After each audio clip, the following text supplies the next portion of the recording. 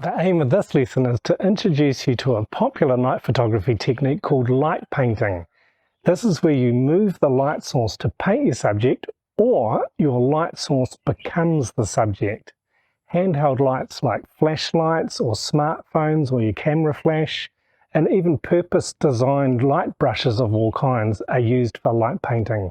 You can use any light source that you can move. Light painting photography requires long exposures. The longer exposure, the more time you have to paint with your light. The darker the location, the more time you have to create your paintings. You can add light to a subject, or you can use a light to paint with and create light trails in the air. Evening photos of architecture often include a little light painting, usually using a flash to fill in any areas of a building that are poorly lit. The photographer opens up the shutter and then proceeds to walk around adding bursts of flash to brighten dark areas. Interiors can also benefit from extra light added in this way. Using a flashlight or a light brush, you can create all kinds of abstract images with the light itself. The shape, colour and intensity of the light can be varied for greater effect. The longer exposure time you have, the more time you have to add light to your canvas. You can combine the two styles of light painting, using a flashlight to help you illuminate a subject and including the painting action as part of the composition. You'll have to decide if you want to include or try to exclude the painter from the photos. Wearing black clothing will help them be less visible. Take some photos where you're using a portable light to paint with. Some photos will be of a light painted subject, others will be painted light trails. Make sure you have plenty of time to experiment with this challenge. Light painting is very unpredictable because there's so many variables that contribute to the final image. The number of images you keep from a light painting session will likely be very low. To become consistent with light painting, you need to practice a lot. Find a flashlight, or you can use the light on your mobile phone. Choose a subject in a dark area.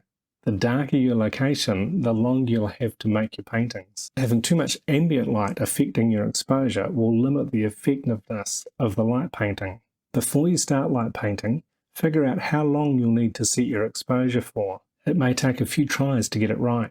Set your ISO to the highest and adjust your aperture and shutter speed for a good exposure using the ambient light. Then, change your ISO to 100 and calculate the number of stops you'll need to adjust your shutter speed to achieve the same exposure. If your ISO started at 6400 and you changed it to ISO 100, you'll need to slow down your shutter speed by 6 stops. If you want to underexpose the ambient light, adjust it just by 4 stops or close your aperture by a couple of stops. Open the shutter to start your long exposure and start painting. Move your light around over the subject. The longer you linger on a particular place, the brighter it will appear in the photo. If you're using your camera flash, aim it at various parts of your subject and manually fire the flash. How close or far you are from your subject will determine how much light you'll need. Having your flash set to manual is best for light painting. You can use the same exposure settings to paint light trails with a flashlight or your phone. Either paint freehand in the air or paint around something. Use your imagination. Turn the light on and off during the exposure to control it and leave some places dark. Adding some colour filters over the light, you can take light painting to another level. Using light brushes can open up whole new realms of light painting creativity. Key points from this lesson are: light painting involves moving the light source during a long exposure. You can use any portable light source. You can paint a subject or create light trails.